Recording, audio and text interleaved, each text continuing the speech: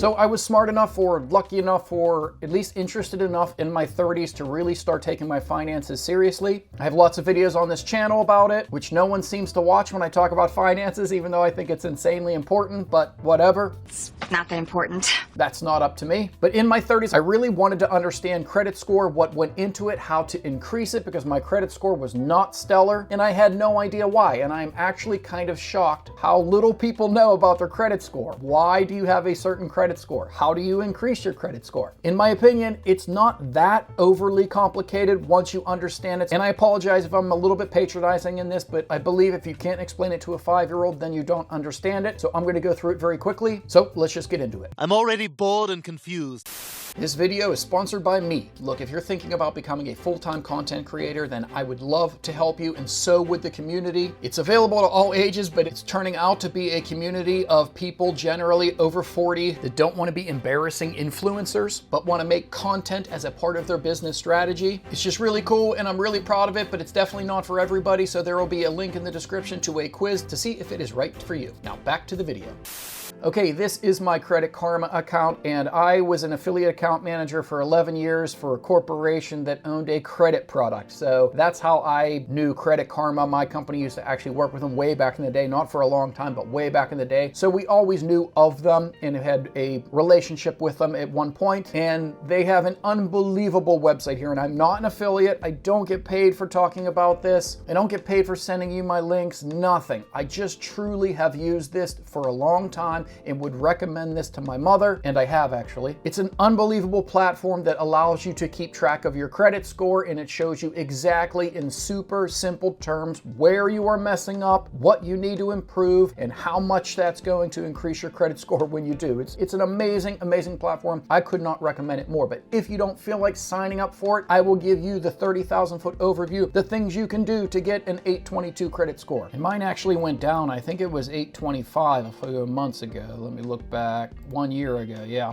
I was 825, 824, so I dropped, and I'll show you why. I know why I did, but here's very simply how you get into the 800s. If you do sign up for Credit Karma, once you have your credit scores, if you click on either one of them, it's going to give you a page here where it says credit factors. Now this is the key. Literally, they're telling you everything you need to do right here and which ones of these you're messing up, which is why you have a poor credit score or not the credit score you want. So all you have to do is go through these and fix these to increase your credit score. And let's look at these in order of importance, because some of these are very low impact and some of these are very medium impact and some of these are high impact. And Credit Karma even tells you those. So let's go through these very, very quickly and simply. So a very low impact thing is hard inquiry. So when you go to a car dealership and you're thinking about buying a car, they will run your credit score or run your credit report right there. That's a hard inquiry. They're going to look at your credit report to see what type of credit you have in order to understand what type of lendee you might be. Like if they lend you money and sell you a car, even though you don't have the money to buy it, what are the chances you're going to pay that money back? That's essentially what your credit score is. It's the trust score in how well you're able to pay back debt. So hard inquiries means you went to a place where they pulled your credit score. Now it's a very low impact and it stays on your report for, I think, for up to 2 years. But if you're going to a dealership every single day and having people pull your credit score, that's a big red flag. So if you're doing it a lot, it can decrease your score. If you don't get your credit pulled very often, it can increase your score.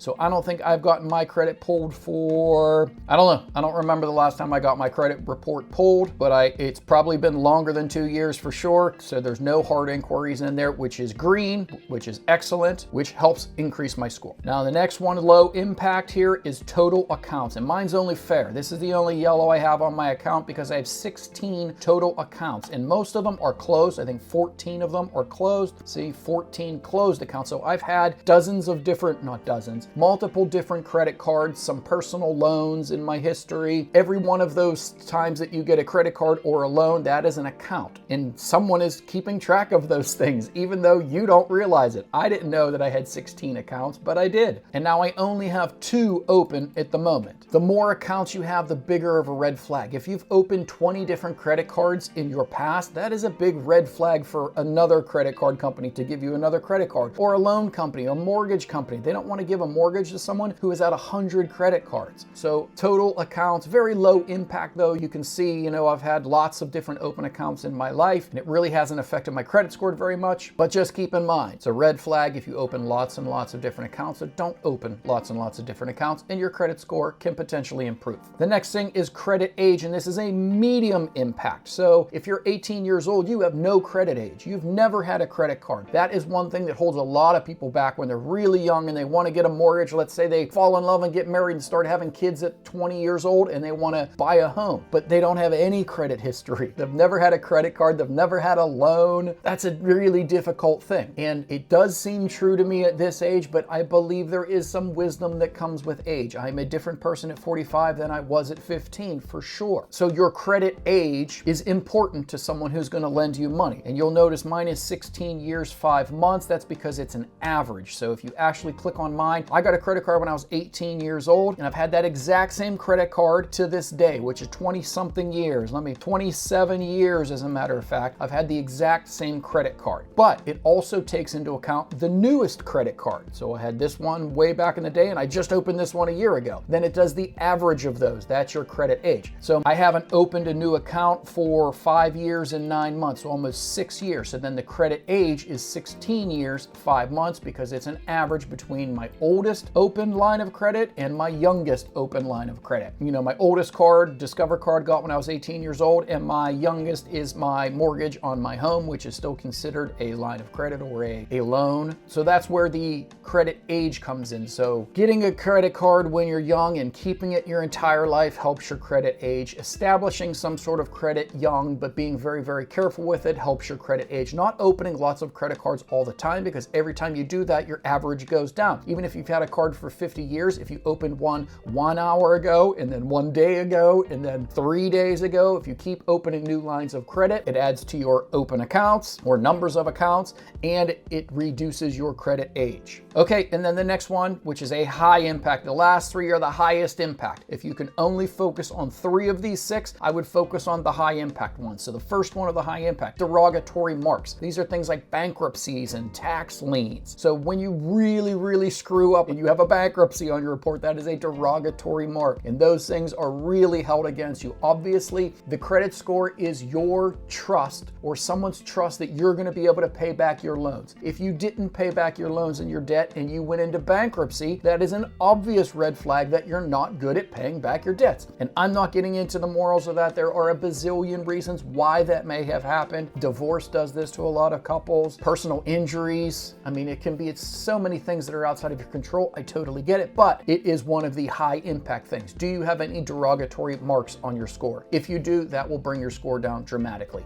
If you can stay away from derogatory marks, it will help increase your score dramatically. It's a high impact item. Okay, the next one is credit card usage. So let's say I had a $1,000 card and I used it for gas every month, and let's say I put $100 worth of gas on that $1,000 card. That would be 10% of my total card that I've been using. And this, if you pay off that balance every single month, a lot of times there isn't even enough time for it to register that you have the $100 on there. It'll still say 0 because it takes a couple of months. So sometimes you have to have that balance on there for maybe longer than 30 days or 60 days in order for it to count. But how much of your credit card are you using? And mine is decent only because my Discover card that I've had since I was 18, and they just kept upping the amount that I had on there to $15,000. So there's a $15,000 limit on there, and I use that for automatic things like, a lot of the bills and things in this house automatically get paid every month on my credit card, so I never forget, and then I log in and pay my credit card off every month. That's why it's so high, but it goes, around $1,000 a month, and then I log in and pay it off every single month. Every single month, it goes back to 0.